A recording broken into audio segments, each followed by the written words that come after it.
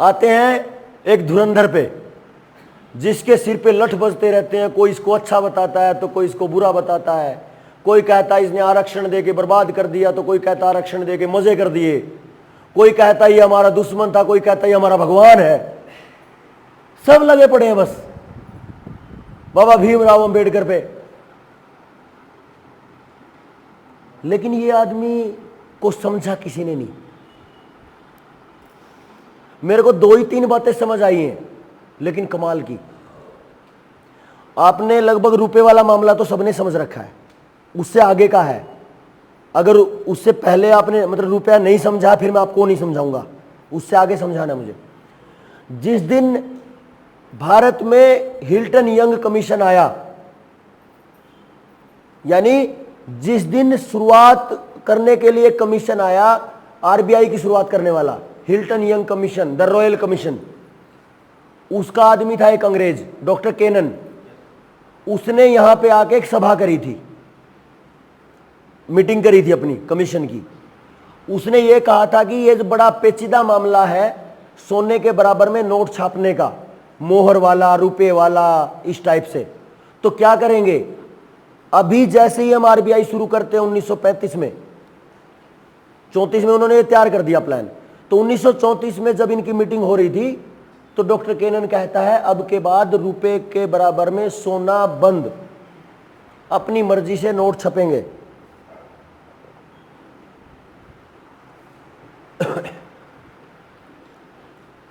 ठीक है।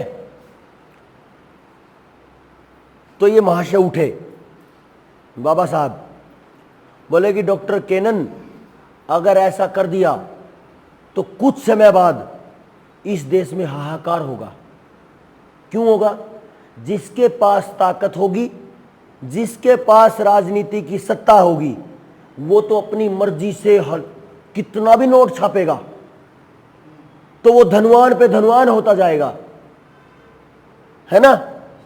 और जिसके पास ये ताकत नहीं होगी, वो रोटी से भी तरसेगा 2 वक्त की। और ये गलत है। लेकिन क्या परिस्थिति रही होगी नहीं पता, डॉक्टर भीमराव अंबेडकर जी की ये बात मानी नहीं और आरबीआई शुरू हो गया। ठीक है। और नोट भी बिना सोने के छपने शुरू हो गए। फिर एक अपना उनकी एक किताब है, रुपए की समस्या, उसका उद्भव और समाधान। इस किताब को, अंबेडकर जी की इस किताब को कभी किसी वकील को नहीं पढ़ाया गया, नहीं पढ़ाया गया। ये वो सच है जो 80% काम डॉक्टर भीमराव अंबेडकर का है वो इकोनॉमिक्स का है, और 10 से 15-20% जो काम है वो वकालत में, जो कानूनविद में थे वो काम थोड़ा है। लेकिन थोड़े काम को इतना दिखाया, और जो असली काम था देश का, जो देश को इकट्ठा कर सकता था, जो एक दूसरे में तोड़ने की भावना नहीं हो सकती, मतलब बदल देता। अभी क्या हो रहा है, भीमराव अंबेडकर के समर्थक, तो भीमराव अंबेडकर जी, अच्छा उनके पिताजी हैं, अच्छा हाँ ये देखो, ये किताब है वो, ये बाबा साहेब डॉक्टर अंबेडकर, अच्छा ये पूरा नाम उनका, या फिर ये बोलो बाबा साहेब डॉक्टर भीमराव अंबेडकर, ऐसे। Okay okay okay. अब यहाँ महाराष्ट्र में पता नहीं चलता ना ठीक है। ये तो अच्छा कर दिया आपने, मेरे को ये बुक दे दी। ये 1934 के बाद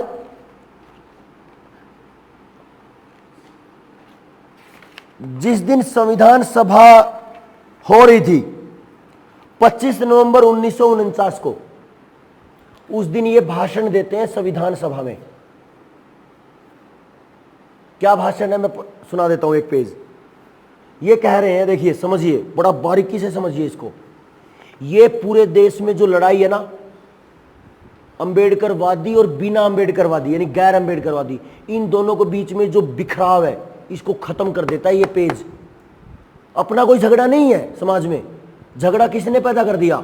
उन लोगों ने जिसने इन महान लोगों की सच्चाई नहीं बताई। क्या है सच्चाई?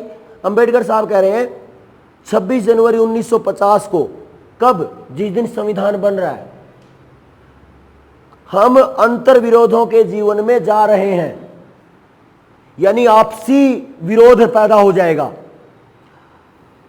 राजनीति में हम, इधर ध्यान देंगे सारे, राजनीति में हम समानता प्राप्त करेंगे, यानी एक वोट एक कीमत, राष्ट्रपति की भी, चपरासी की भी, आम आदमी की भी। राजनीति में हम समानता प्राप्त करेंगे और हमारे सामाजिक और आर्थिक जीवन में पूरी तरह असमानता होगी। अब बताओ, वोट की कीमत बराबर है और एक आदमी लाखों करोड़ में बैठा है और एक आदमी को 2 वक्त की रोटी भी नहीं है, तो आर्थिक तौर पे टूट गए। सामाजिक तौर पे कैसे टूटे? कुछ लोग तो बोलते हैं कि तुम्हें आरक्षण मिल गया, तुमने बर्बाद कर दिया, और जिनको आरक्षण मिल गया वो कहते हैं जनरल वालों को कि तुमने बर्बाद कर दिया। तो ये सामाजिक टूट होगी। समझ आई ना बात? राजनीति में हम एक आदमी एक वोट एक कीमत के सिद्धांत को मानेंगे। हम सामाजिक और आर्थिक जीवन में अपने सामाजिक और आर्थिक ढांचे के अंदर एक आदमी एक कीमत के सिद्धांत को नकार देंगे। है ही नहीं कीमत। एक आम आदमी को फट से मरवा देता है कोई भी नेता, है ना? हाँ, एक बोतल दारू में। हाँ प्रतिरोधों के इस जीवन को हम कब तक ढोएंगे? हम अपने सामाजिक और आर्थिक जीवन में कब तक समानता को नकारेंगे? अगर यह असमानता की स्थिति लगातार बनी रही तो राजनीतिक स्वतंत्रता खतरे में पड़ जाएगी। पड़ नहीं गई क्या? आप लड़के दिखाओ, आपको एक वोट मिल जाए तो, है ना? जितनी जल्दी हो, देखो कितनी बड़ी नसीहत है। कब? 90 साल पहले, 90 नहीं, 76-77 साल पहले।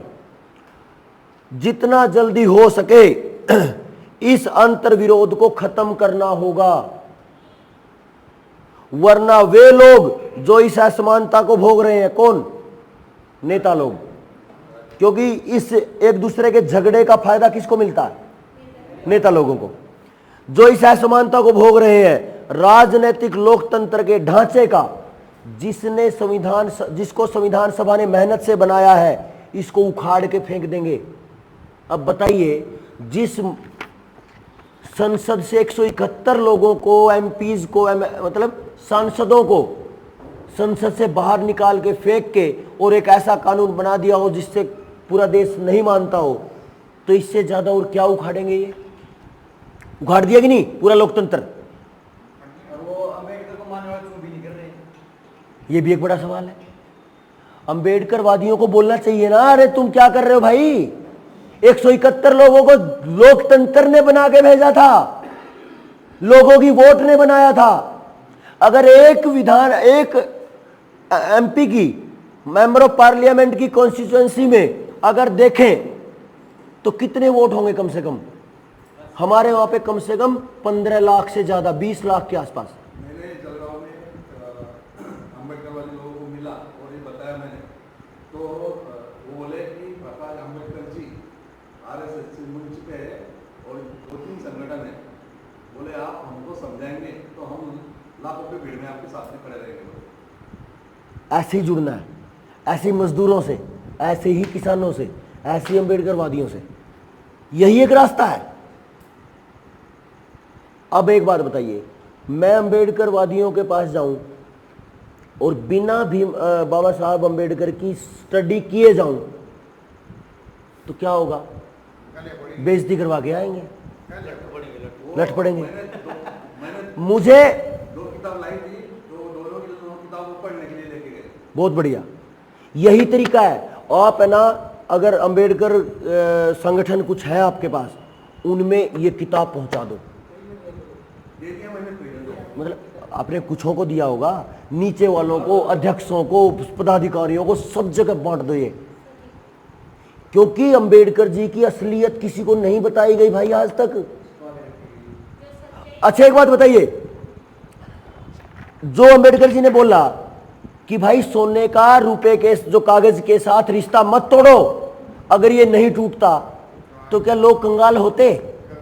1 रुपए की कीमत 777 मिलीग्राम थी, वो आज भी होती तो क्या वो ब्राह्मण को खाती या ब्राह्मण का फायदा करती? फायदा करती ना। अगर ब्राह्मण के मेरे मान ले, मैं ब्राह्मण मानता हूं, ये मैं ब्राह्मण हूं, मैं ब्राह्मण बिरादरी से हूं, मेरी जेब में 100 का नोट है, तो इसका मतलब कितनी कीमत? 777 मिलीग्राम के 100 रुपए। तो मुझे कितना फायदा होना था? तो लूटा तो ब्राह्मण भी है, लूटा क्षत्रिय भी है, जाट भी है, बनिया भी है, सब समाज लूटा है। समस्या कहां आई? सच नहीं बताया समाज को चोरों ने। आज अपने को वो सच बताना है समाज को।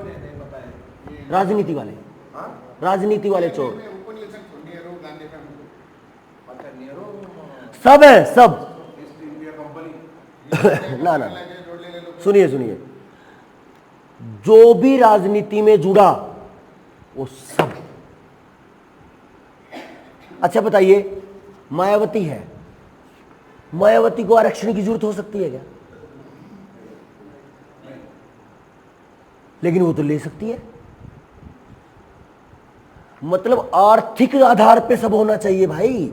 किसके घर में चूल्हा जलता है, किसके घर में नहीं। कितने सारे ब्राह्मण और राजपूत होंगे जिनके घर में चूल्हा जलने की दिक्कत है? बहुत सारे होंगे। तो बहुत सारी जनरल कैटेगरी में भी चूल्हे जलने की दिक्कत है, और बहुत सारी आरक्षित कैटेगरियां भी मजे करती हैं। एक डीसी है, डिप्टी कलेक्टर, अगर वो आरक्षित वर्ग से है तो उसके बच्चे को भी आरक्षण मिलता है, उसकी अगली पीढ़ी को भी। ये तो ठीक नहीं ना। कहने का मतलब ये है, छोड़ो, जिसको मिलता मिले, कोई दिक्कत नहीं। बात यह है, सच समझा दो अंबेडकर जी का।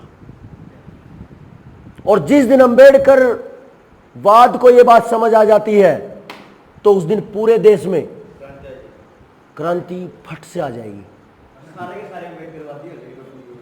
मैं तो खुद अंबेडकरवादी हूं, और जो पूरे देश में ये कहते हैं मैं अंबेडकरवादी हूं, उनसे बड़ा अंबेडकरवादी हूं। बोलिए। मैं अंबेडकर को पढ़ता नहीं, मैं अंबेडकर को जीता हूं 24 घंटे। बताइए कौन सा सही है? जय अंबेडकर, जय अंबेडकर चिल्लाना सही है या अंबेडकर को जीना सही है? तो जिएंगे साथ में। तो जिस अंबेडकर के नाम पे पूरे देश को तोड़ दिया इन चोरों ने, राजनीति के चोरों ने, उसी अंबेडकर की इस पुस्तक की सच्चाई के आधार पे अपने को जोड़ना है। कमाल की बात है भाई जी, जिन्होंने वीडियो खाए के जो बड़े बड़े नेता है, इसका आगे लेने वाले, वो उनकी गोद में जा बैठे बेचने के लिए अपने अपने ही लोगों को। मतलब अंबेडकरवादी लोग भी उन्हीं की गोदी में बैठे हैं, चोरों की। यही तो है। ये जो मैंने बताया प्रकाश जी आंबेडकर, ये सगे पोते हैं बाबा साहब के, वही आरएसएस से मिल चुके हैं। तो वही कह रहा हूं कि क्या होता है, जब लालच आता है ना किसी को दादा याद आता, ना किसी को माँ याद आती, ना किसी को पिता याद आता, सब दिखता है। लालच भी इतना ऐसा ना, उनका अपना परिवार भी डूब जाए। ओ यही तो मूर्खता है। मतलब वो बोलते ना अपने पैर पे कुल्हाड़ी मारना, वो यही तो होती है। अपना ही पैर काट रहे हैं और पता ही नहीं, और उसी डाल पे बैठे हैं जिसको काट रहे हैं, बाद में उसी को खत्म क्या करेंगे? तो उसी को खत्म करना है। उनका प्लान ही इतना दिमाग कमाल का है। तो राजा बन के क्या करेगा ना, कहाँ राजा? इसीलिए तो 150 साल राज किया हमारे ऊपर। एग्जैक्ट। हम बिखरे रहे, हम आपस में लड़ते रहे, इसीलिए चक्कर था।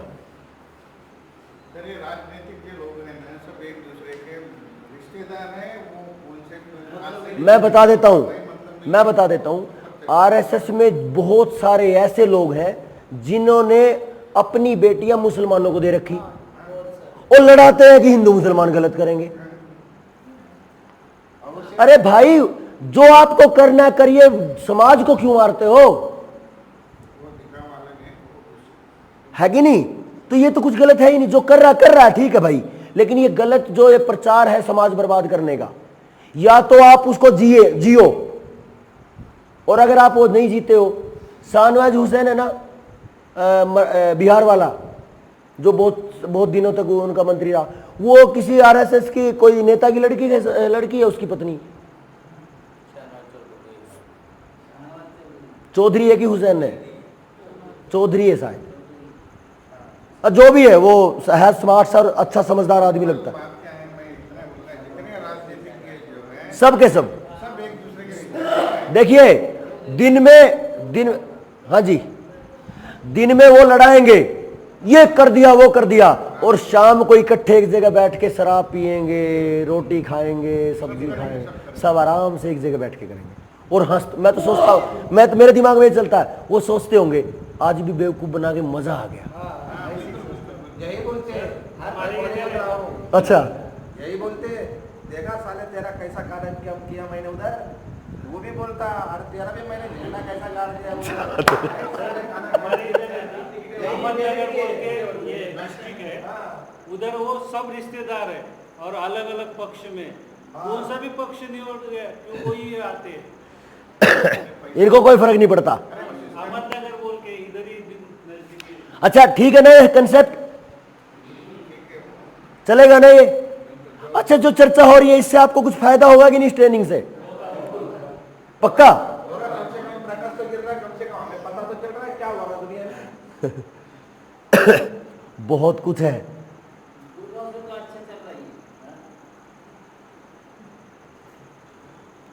जो समय जब होता है वो समय अच्छा होता है। एक बार तालियां बजाओ सब।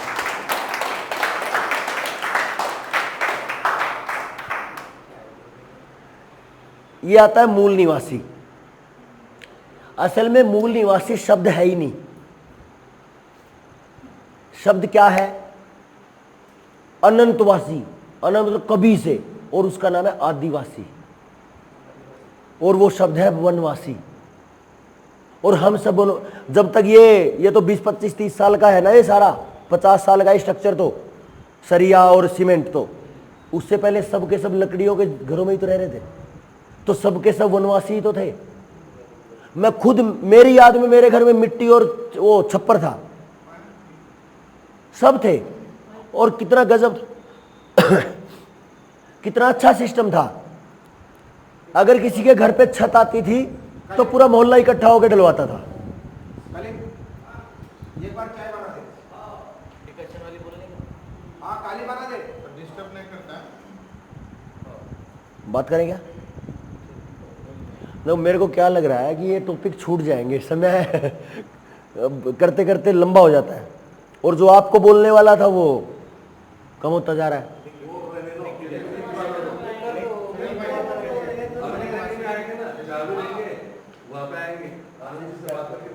लेकिन सुबह वाली बात ध्यान रखना, भागना नहीं है रात को, सीधी बात।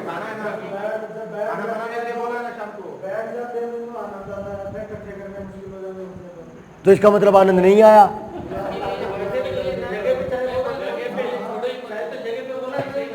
ठीक है, चले चले।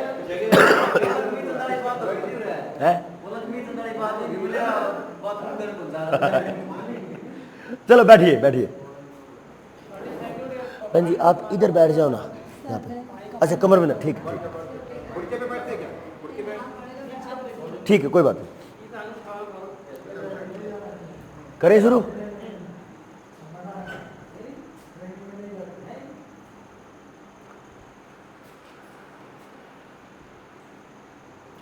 जो आदमी भारत में निवास करता है,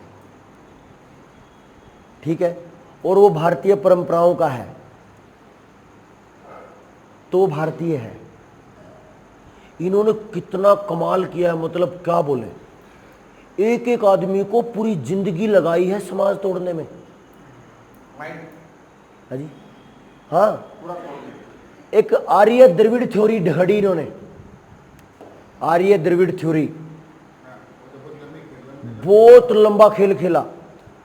आर्य बाहर से आए, आर्य वहां से आए, आर्य इधर से आए। हमें यही नहीं पता कि ये शब्द का मतलब क्या है। मतलब क्या है? जैसे शूद्र की बात हो रही थी, हमें पता नहीं सर, आप बता दो। मैं वही बता, कुछ नहीं पता हमें, और हम ठेकेदार बन गए हैं।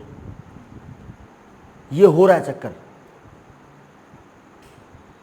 एक एक आदमी को, एक आदमी था पेरियार, साउथ में, पेरियार है ना, पेरियार।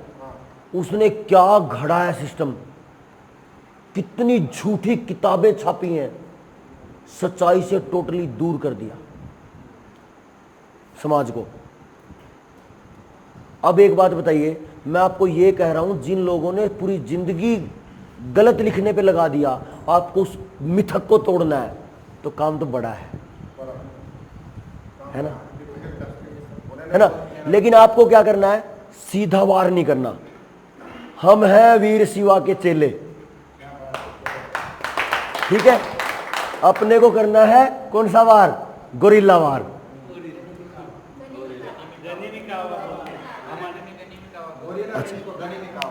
ठीक है, हमारे यहां पे गोरिल्ला वार बोलते हैं। अपने को नीचे ही नीचे ऐसा कर देना, कर दो खोखला सारा।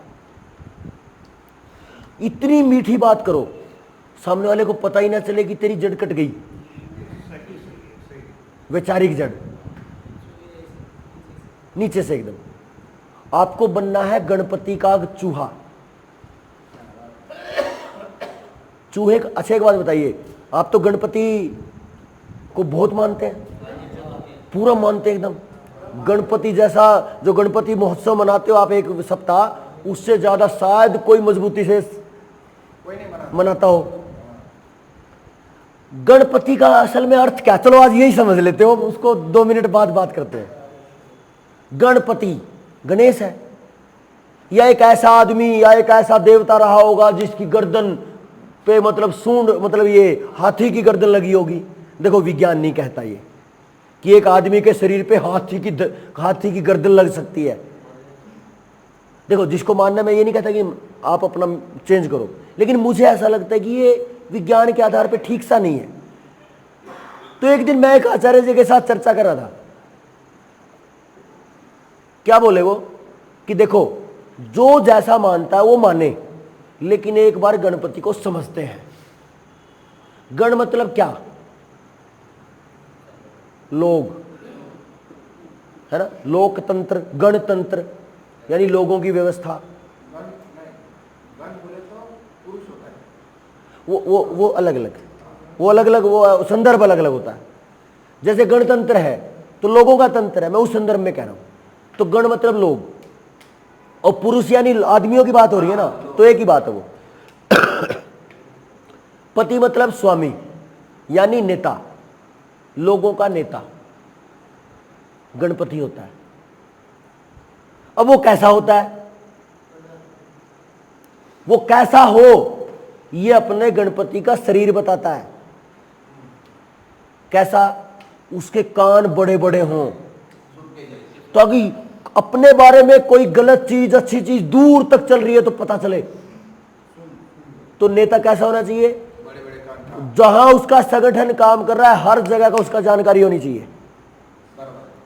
ये ऐसा कान हमें बनाने पड़ेंगे।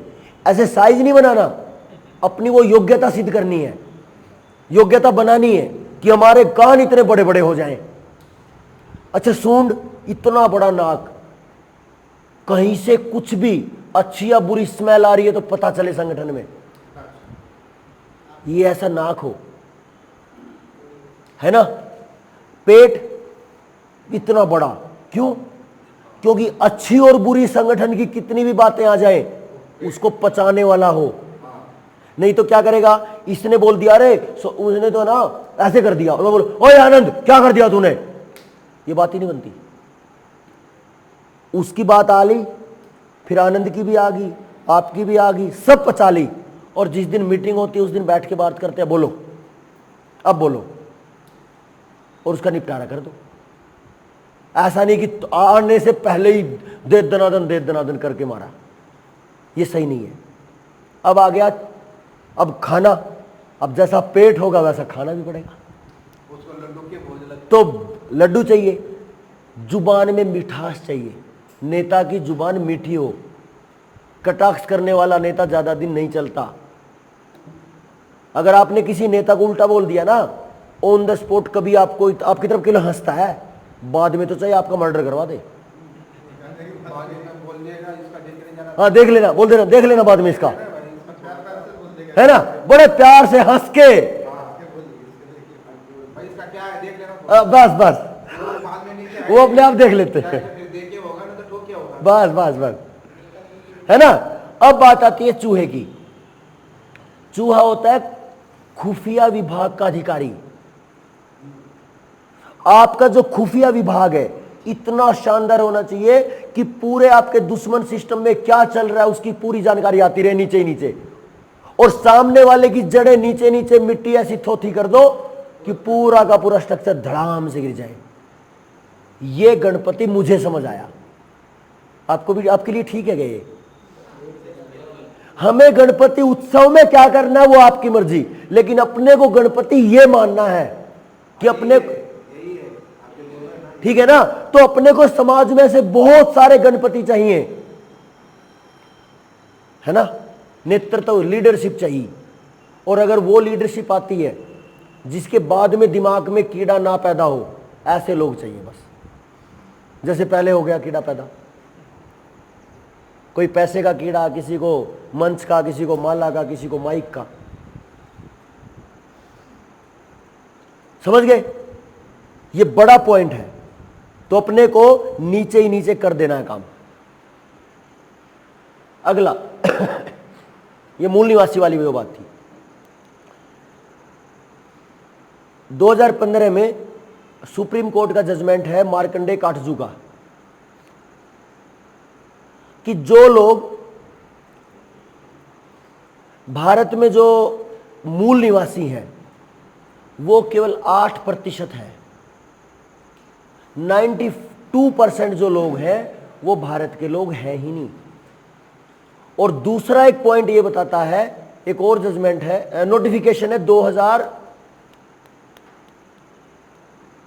की।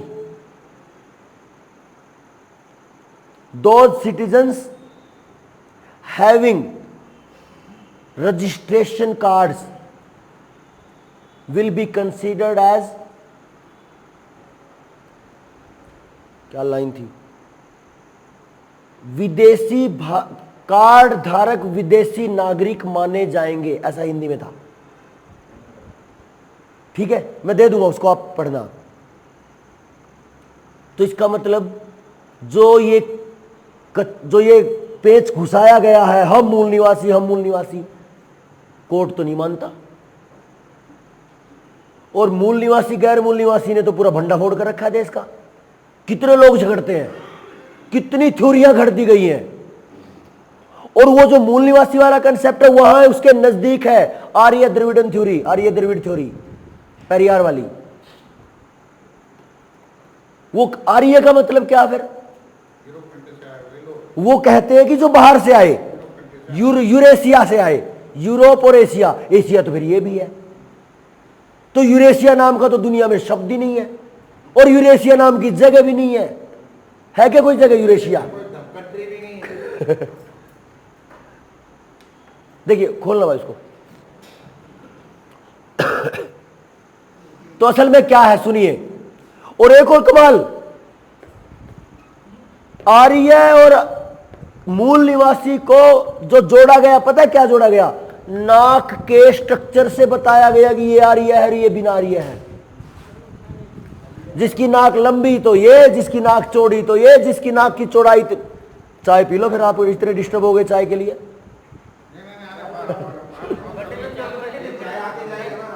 ना मैं ऐसे नहीं बोल सकता। अगर चाय आएगी तो आप चाय पीना 5 मिनट।